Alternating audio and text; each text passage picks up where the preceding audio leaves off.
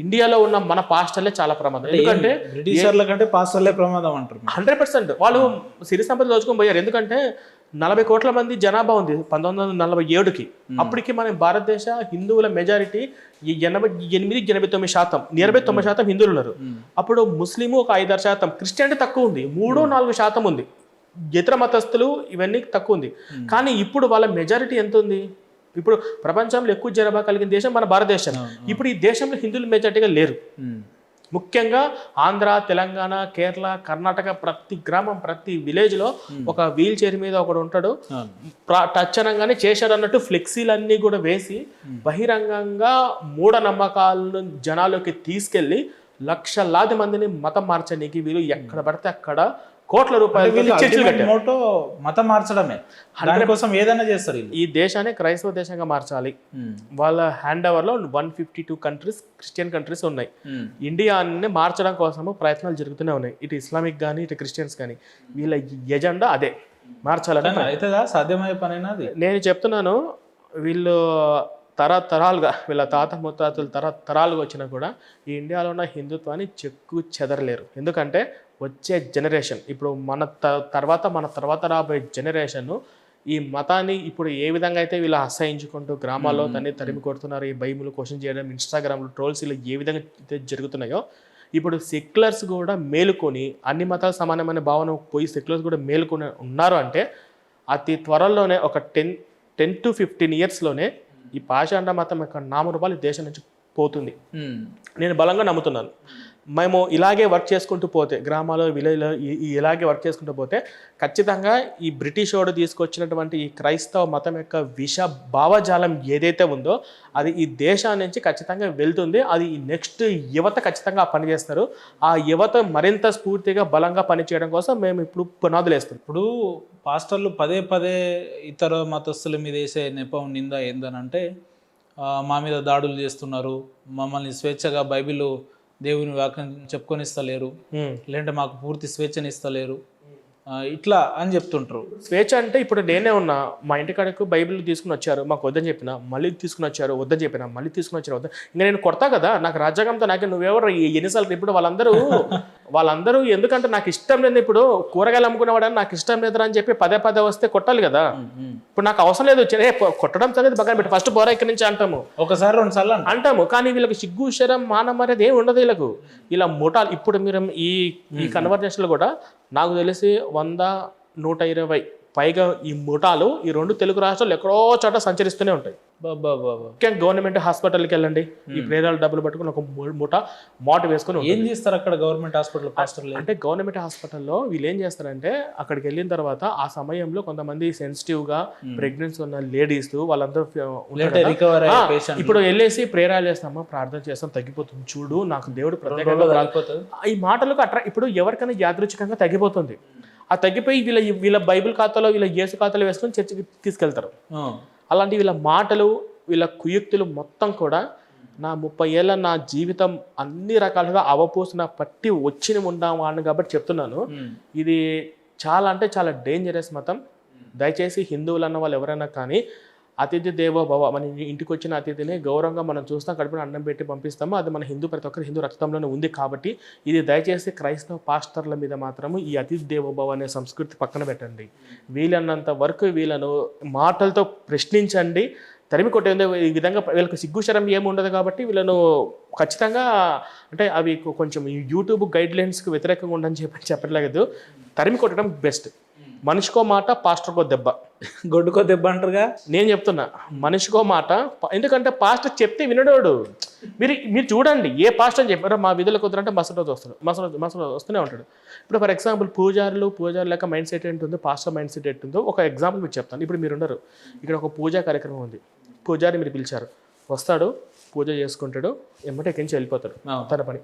అదే మీరు ఒక పాస్టర్ని పిలిచండి, పాస్టర్ వస్తాడు, నీ నెంబర్ తీసుకుంటాడు, ఈ నెంబర్ తీసుకుంటాడు, ఈ అమ్మాయి నెంబర్ తీసుకుంటాడు, ఎక్కడ మీది అక్కడేనే మాది చర్చి పక్కనే రాలేదు, ఎప్పుడు కనపడలేదు అని ఈ పక్క ఆఫీస్ ఈ పక్క ఓ 10 మందిని కాంటాక్ట్ చేసుకొని వీళ్ళందరూ మతం మార్చాలి అంటే అతని మైండ్ సెట్ అలాగే ఉంటుంది. మనిషి కనిపించిన మతం మార్చాలి. మనిషి ఎట్లా అంటే మత మార్పిడి కోసం పాస్టర్ అనేవాడు ఎప్పుడు ఎవరిని ఎప్పుడెక్కడ మతం మారుద్దామా, ట్రైన్లో పోయేటప్పుడు, బస్సులో పోయేటప్పుడు, మతం మార్చడం, ఇంకా బాత్రూంలోకి వెళ్ళేటప్పుడు కూడా ఎక్కడ పడితే అక్కడ బస్ స్టాండ్లో బస్ కోసం వెయిట్ చేసేటప్పుడు, స్కూల్ పిల్లల్ని ఎవరిని ఎప్పుడు ఎట్లా అన్ని విధాలుగా ఎక్కడ ఛాన్స్ దొరికితే అక్కడ మతం మార్చింది. ఇప్పుడు ఆ అమ్మాయి ఉంది, మాస్క్ వేసుకొని పోతుంది, మతం మార్చగలుగుతాం మనం? వాళ్ళు మారుస్తారా? వాళ్ళు వీక్ గా ఉంటే వాళ్ళది ఎలా ఉంటుంది అంటే పాస్టర్ మాట్లాడతారేమో, బాగున్నావా, ఎక్కడ మీది ఏ ఊరు, మాట్లాడతారు. ఇలా మాట్లాడే క్రమంలో వాళ్ళని ఐడెంటిఫై చేస్తాడు. ఎందుకంటే ఒక మనిషిని ఎన్ని విధాలుగా మోసం చేయొచ్చు అనే విధంగా ఈ పాస్టర్లకు ఉన్న నాలెడ్జ్ ఏ మోసగాడికి లేదు ప్రపంచంలో. అలా కొంచెం వీక్గా ఉన్నారు, కొంచెం మెదక్గా ఉన్నారు, ఎస్ మనం ఈ రూట్లో వెళ్తే ఇలా ట్రాప్ చేయొచ్చు. ఇప్పుడు అమ్మ మీకు ఏదో దయ్యం పట్టినట్టుంది ఇలా చెప్తే కొంతమంది వినేటోళ్ళు, ఈ దయ్యం అంటే మా చదువుకున్న ఈ విధంగా నమ్మదు, దేవుడు మీకోసం ప్రత్యేకంగా ప్రార్థన చేయమన్నాడు, ఇంకొక రూట్లో ఇలా డిఫరెంట్ రూట్స్ ఎందుకు ఎంచుకుంటాడు అప్పటికప్పుడు.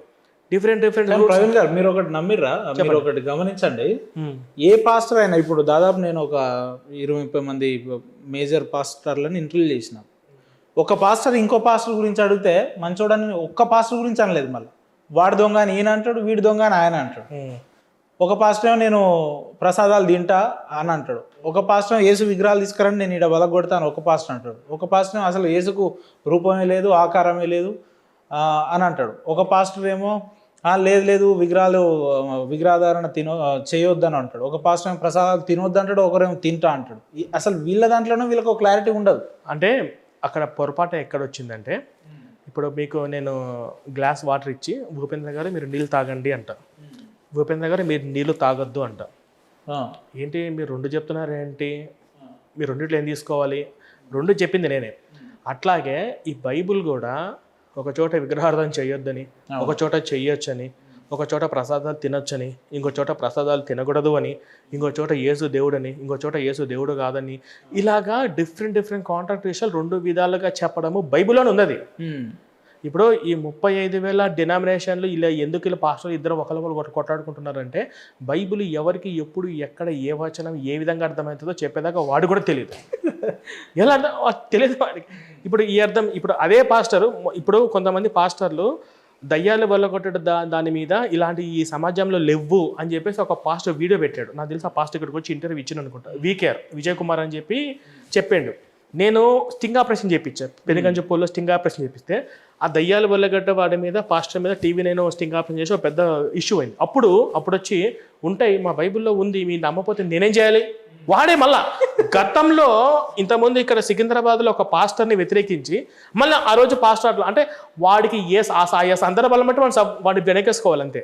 ఇలాగా అలా కాంట్రాడిక్షన్ డిఫరెంట్గా రావడానికి పాస్టర్ల ఒకళ్ళ మధ్య ఒకళ్ళు కొట్లాడుకునే కారణం ఏంటంటే మెయిన్ ఆ బైబుల్. అది ఏ విధంగా అయినా కానీ ఒక్కొక్క రకంగా అర్థమవుతుంటుంది. ఇప్పుడు వాడు చెప్పేది వీడు చెప్పేది వాడు తప్ప అంటే వీళ్ళకి ఇంటెన్షన్ ఏంటంటే ఆ పాస్టర్ ఈ పాస్టర్ ఎందుకు తీసుకుంటారంటే ఆ పాస్టర్ కంటే ఈ పాస్టర్ ఎక్కువ సంపాదిస్తున్నాడు ఈయన కూడా ఆయనకు. ఇప్పుడు వీళ్ళెవ్వరికి కలవ సతీష్ పడదు, ఎందుకు ఆయన ఒక డాన్ పొజిషన్లో ఉన్నాడు, ఒక పొజిషన్లో ఉన్నాడు. ఆయనలాగా మేము మాటలతో గారడీ చేసి సంపాదించుకోలేకపోతున్నామే ఆయన కుళ్ళు తప్ప ఆయన బైబిల్ విరుద్ధంగా ఉన్నాడు. ఆయన డిజిటల్ చర్చిలు కట్టడం బైబిల్ విరుద్ధము, ఇవన్నీ అబద్ధపు మాటలే. ఇప్పుడు డిజిటల్ చర్చిలు డిజిటల్ బైబిల్కి విరుద్ధం అంటే మరి ఫోన్లో వచ్చేదంతా టీవీలలో వచ్చేదంతా కూడా డిజిటలే కదా. ఆయనలాగా మేము గారిడి మాటలు చేసి జబ్బులు సంపాదించలేకపోతున్నాం అనేది తప్ప ఇప్పుడు వేరే ఉద్దేశం ఏం లేదు అంతే. ఇప్పుడు ఊర్లో మొన్న ఒక వీడియో నేను పెట్టాను, అదేదో ఊరుంది, ఆ ఊర్లో నా చర్చికి ఎదురుగా ఇంకొక చర్చి కడుతున్నాడు అని చెప్పేసి అబ్రహాము వాళ్ళు హోసన్న మినిస్టర్స్ వాళ్ళు చర్చి కడుతున్నారని చెప్పి ఈ పాస్టర్ గారు చర్చికి ఎదురుగా చర్చి కట్టడం ఏంది అని చెప్పేసి కంప్లైంట్ ఇచ్చాడు. ఆ చర్చి క్లోజ్ చేయించాలని చెప్పేసి భద్రాచలంలో ఆ హోసన్న మినిస్టర్లు వాళ్ళందరితో మాట్లాడి అన్ని రకరకాలు చేసింది. చర్చికి ఎదురుగా చర్చి కడితే తప్పేముంది? కానీ మన గుడి ఎదురుగా గుడి కడితే ఎవరన్నా అబ్జెక్షన్ చెప్తారా? లేదు. ఈ గుడిలో ఉన్న డబ్బులే ఆ గుడికి ఇచ్చారు, అక్కడికి వచ్చి ఇస్తారు, ఖచ్చితంగా ఇస్తారు ఈ గుడికి వచ్చే వాళ్ళ గుడి. కానీ ఇక్కడ అది బిజినెస్ కదా. ఇప్పుడు ఈ చర్చికి ఎదురుగా ఇంకో చర్చి కడితే ఈ చర్చికి వచ్చేటోళ్ళు ఆ చర్చికి రారేమో అంటే విశ్వాసులు తారుమారవుతారేమో, లేదా ఎప్పుడు వీడి ముఖం చూసేది అందరూ బోరు కొట్టి మళ్ళీ వేరే చర్చికి వెళ్ళి అడ్డంటే వెళ్ళిపోతారేమో, నా బిజినెస్ ఏమవుతుంది అని చెప్పేసి వీళ్ళ బిజినెస్ బాధ తప్ప వేరేది ఏం లేదు. ఇక్కడ దేవుడి నమ్మకము లేదు, బైబిల్ విశ్వాసము లేదు, వీళ్ళ కేవలము వ్యాపారం మాత్రమే. పాస్టర్లందరూ వ్యాపారం దృక్పథంతో మొత్తం పాస్టర్లందరూ వ్యాపారం అంటే ఈ విశ్వాసం నుంచి వచ్చే మాత్రమే కాదు. నేను ఎన్ని ప్రాంతాలకు వెళ్ళాను, ఎంతమందికి స్వార్థాన్ని మతమరిపిడి కరపత్రకాలు ఇస్తున్నాను, నా చర్చికి ఎంతమంది వస్తున్నారని చెప్పేసి వీళ్ళు పైన ఉన్న వాళ్ళకి అప్డేట్ ఇస్తేనే వీళ్ళకి ఫారెన్ ఫండ్ వస్తుంది. ఓకే, నా చర్చిలో విశ్వాసం తగ్గిపోయారు, నేను ఇప్పుడు వాళ్ళు చీ కొడుతున్నా, తరిమి కొడుతున్నా, వాళ్ళు ఎందుకు రోడ్ల మీద ప్రచారాలు చేస్తున్నారు అంటే ఏదో రాజ్యాంగం చెప్పిందని కాదు, ఇలా ప్రచారాలు చేయాలి, ఈ గ్రామంకి వెళ్ళాలి, వీళ్ళని మార్చాలని చెప్పేసి జాషువా డైరెక్షన్ ఇచ్చేదంతా ఎవరు అంటారు మరి? అంటే వీళ్ళకు ఫారెన్స్లో చాలా ఉన్నాయి. మీరు ఏ ఊరికి వెళ్ళినా చర్చి లేని ఊరే ఉండదు. ఎంత గిరిజన ప్రాంతం, ఎంత కొండ ప్రాంతం వెళ్ళినా కూడా ఇలా నెట్వర్క్ అంతగనం పైనుంచి ఉంది. ఎలా మార్చాలి, ఎక్కడ మార్చాలి, ఎంతమందిని మార్చాలి, మార్చిన వాళ్ళకి ఏంటి, కొంతమందికి మార్చిన వాళ్ళకి డబ్బులు ఇవ్వడము, ఆ తర్వాత వాళ్ళ ద్వారా మిగతా వాళ్ళని మార్పించేలా చేయడము, కుటుంబం వాళ్ళు ఇప్పుడు వెళ్ళిన వాళ్ళందరూ చైన్ సిస్టమ్ అన్నాడు. 100% చైన్ సిస్టమే. చైన్ సిస్టమ్ ఎలాగైనా ఈ దేశం యొక్క క్రైస్తవ ఆధిపత్యము వచ్చిన వాళ్ళందరినీ ఓటర్లుగా మార్చుకొని రాజకీయ పరంగా ఎవరు నిర్ణయిస్తే వాళ్ళు సెంట్రల్లో స్టేట్లో నిలబడే విధంగా ఒక ఆధిపత్యం కోసము, ఒక ఓటు బ్యాంకు క్రియేట్ చేసుకోవడం కోసము అవుతుందా అని ఇప్పుడు ఈ 5, 10, 20 ఏళ్లలో ఏ పనేనా అవుతుందా? అంటే మనం అందరం కలిసి గట్టిగా పని చేస్తే ఇప్పుడున్న యంగ్ జనరేషన్ యువత ఎవరైతే ఉన్నారో వీళ్ళు చెప్పే ఈ దొంగ సాక్ష్యాలు ఇన్స్టా టోల్ అవుతున్నాయి కాబట్టి ఇప్పుడు అవుతుందా అంటే మనం చేయాల్సింది మనం చేస్తాం, కానీ ఇది ఎక్కువగా గవర్నమెంట్ సీరియస్గా తీసుకోవాలి. గవర్నమెంట్ ఈ మూఢనమ్మకాలన్నీ కూడా drug and medical treatment act కింద ఈ ఇన్స్టాలో వీళ్ళు చెప్తున్న వాళ్ళందరినీ కూడా కేసులు పెట్టి ముందు అరెస్ట్ చేయించాలి. దయ్యాల వల్ల కొడుతున్న వాళ్ళు క్రైస్తవ్యం గొప్పదైతే కావచ్చు, వాళ్ళ మతాలని వాళ్ళు బోధించుకోవచ్చు, ఇబ్బంది ఏం లేదు. కానీ వాళ్ళు బత్తాయిగాళ్ళు అని చెప్పి, లేదంటే మూఢనమ్మకాలు నమ్ముతారు, లేదంటే మీకు విశ్వాసం ఉండదు దేవుని పట్ల, ఇట్లా మాట్లాడతారు. స్వాములు దొంగ స్వాములని, బాబాలని ఇట్లా మాట్లాడతారు కదా. సో అలాంటి సెంటెన్స్ విన్నప్పుడు ఏమనిపిస్తుంది? అలాంటి సెంటెన్స్ అంటే వాళ్ళు పరమతాన్ని దూషిస్తున్నారనా, లేకపోతే హిందూ గ్రంథాల అట్లా ఇప్పుడు హిందూ గ్రంథాల మీద లేదంటే పరమతాల మీద ఇట్లా మాట్లాడినప్పుడు ఏమనిపిస్తుంది? ఇప్పుడు పరమతాలలో మన హిందూ గ్రంథాలలో ఉన్న దొంగ స్వామీజీ, దొంగ బాబాలను క్వశ్చన్ చేయడంలో మేము సపోర్ట్ చేస్తాం. ఇప్పుడు జాతకాలతో పేరుతో మోసం చేస్తున్న ఈ వేణు లాంటి వాళ్ళను కూడా మేము వ్యతిరేకిస్తాం, వాళ్ళు వ్యతిరేకిస్తాం. కానీ వీళ్ళ దృష్టిలో హిందూ దేవులందరూ సైతాన్లు, హిందువులందరూ అన్యులు, హిందువులందరూ విగ్రహార్థకులు, హిందువులందరూ విగ్రహార్థన వ్యభిచారంతో సమానమైనట్లు, హిందువులందరూ నరకానికి వెళ్ళేవాళ్ళు. వాళ్ళు ఇది ఎక్కడి నుంచి నేర్చుకున్నారు, వాళ్ళు ఎలా అనగలుగుతున్నారంటే వాళ్ళు పట్టుకున్న పుస్తకం. ఆ పుస్తకం వాళ్ళను అలా తయారు చేసింది, వాళ్ళను అలా మారుస్తుంది. ఇవన్నీ నేను వాళ్ళు మాట్లాడుతున్న ప్రతిదీ కూడా, ఎందుకంటే ఇప్పుడు నేను ఎక్స్ క్రిస్టియన్ యూట్యూబ్ ఛానల్లో ఓ క్రైస్తవుడు మేలుకొని చెప్పి బుక్ రాశాను. అవును, ఇప్పుడు ఒకటి మీ ప్రమోషన్ అని మీరు అనుకోవద్దు, నేను ఉన్నది చెప్తున్నాను. క్రిస్టియన్ ఇది బైబిల్ కొంచెం అవగాహన ఉన్న వాళ్ళకి బైబిల్ క్వశ్చన్ చేయడానికి ఈ బుక్లెట్ ఉపయోగపడుతుంది. అసలు క్రైస్తవము బైబిల్ పోరాటం అంతా బైబిల్ మీద ఉన్నట్టు, బైబిల్ మీద క్రైస్తవం మీద. నేను క్రిస్టియానిటీ ఎఫెక్ట్, క్రైస్తవం యొక్క ప్రభావం అని చెప్పి ఇంకో కొత్త బుక్లెట్ నేను రాశాను. ఒక 2-3 రోజులు రిలీజ్ అవుతుంది. ఆ పుస్తకం మీరు మొత్తం చదివితే, ఇంకోటి మీరు వీళ్ళు ఎంత తెలుగుగా మాట్లాడతారంటే ఏంది ఇదంతా అని మన లాంటి మీ లాంటి ప్రశ్నించినప్పుడు, భారతదేశం లౌకిక దేశం అంటారు కదా, సెక్యులర్ కంట్రీ అంటారు కదా, మా మతాన్ని మేము ప్రచారం చేసుకుంటే ఆపుతున్నారు, బైబిల్లోనే ఉంది ప్రతి గడపకి వెళ్ళి ప్రచారం చేయండి అని, మీరెవరు ఆపడానికి, రాజ్యాంగం అది ఇది ఏదేదో మాట్లాడతారు. సో మా గ్రంథంలో ఉంది, ఈ మ్లేచ్ఛ మతాలు మేము యాక్సెప్ట్ చేయం, ఈ మ్లేచ్ఛ మతాలు మా ఇంటికి వస్తే మేము తని కొట్టమని మా గ్రంథంలో కూడా ఉంది. లౌకికవాద అని చెప్పి నిరూపించడానికి నేను చర్చికి వస్తా, మసీదుకి వస్తా, వాళ్ళలో మా ప్రసాదం తింటారా? రారుగా. మరి వాళ్ళ గ్రంథానికి వాళ్ళు ఇంపార్టెంట్ ఇచ్చినప్పుడు మరి నేను నా మతాన్ని, నా గ్రంథానికి నేను ఇంపార్టెంట్ ఇవ్వాలి కదా. ప్రసాదం అంటే గుర్తొచ్చింది, ఇప్పుడు రేపు 25 డిసెంబర్ ఉంది, వాళ్ళు సెలబ్రేషన్ చేసుకుంటారు క్రిస్మస్. మన ఎవరైనా మ్యూచువల్ ఫ్రెండ్స్ ఉంటే పిలుస్తారు, మన వాళ్ళు పోతారు, వెళ్తారు కదా. కానీ వాళ్ళు మన గుళ్ళకి వచ్చి కనీసం కొబ్బరికాయ కాదు, ఒక అరటిపండు ఇచ్చినా తినే పరిస్థితిలో లేరు వాళ్ళు. అది ఏందో మరి, ఇది టెర్రరిస్ట్ కంటే ఎక్కువ డేంజర్ గా ఉన్న ఆలోచనలు. అట్లా వాళ్ళు విగ్రహాలుగా అర్పించిన పలహారాలు మనం తీసుకోకూడదు అని చెప్పి వాళ్ళ బైబిల్లో రాయబడింది, అది వాళ్ళు ఫాలో అవుతారు. కానీ మన వాళ్ళు కూడా ఈ మ్లేచ్ఛ మతాలను యాక్సెప్ట్ చేయకూడదు, విదేశీ పాశ్చాత్య మతాన్ని ఈ దేశంలో ఉన్న వాళ్ళు, మన హిందువులు మనం యాక్సెప్ట్ చేయకూడదు అని మనం కూడా ఒక కట్టు నియమం పాటించాలి. బైబిల్లో నిజంగా ఆ నిబంధనలు పాటిస్తే వాళ్ళు ఉన్నారంటారా? విగ్రహ అర్పితాలు తినొద్దని అంటే కొందరు తింటున్నారు, మందు తాగొద్దు పాస్టర్లు, లేదంటే అంటే కొందరు తాగుతున్నారు, అంటే అనేకమైన వాళ్ళు బయట చెప్పేది ఒకటి చేసేది ఒకటి, ఎవరు ఫాలో అవుతలేరు కదా. ఫుల్ఫిల్ వాళ్ళు బయట చెప్పేది ఒకటి చేసేది ఒకటి. ఇప్పుడు ప్రవీణ్ పగడాల నేను తాగుబోతుంది, నేను ఇప్పుడు మారాను, మనం తాగకూడదు అది అని చెప్పి ఆయన తాగే కదా చనిపోయింది. ఎల్బీ నగర్ నుంచి రాజమండ్రి పోయేటప్పుడు 3-4 వైన్ షాపులలో తాగి డ్రైవ్ చేసే కదా, తాగే యాక్సిడెంట్లో చనిపోయాడు కదా. క్లియర్గా వీడియోస్, ఫోరెన్సిక్ రిపోర్ట్ అన్నీ వచ్చేసినాయి కదా. వీళ్ళు బయట ఇది ఆయన బయటపడినవి చాలా ఉన్నాయి.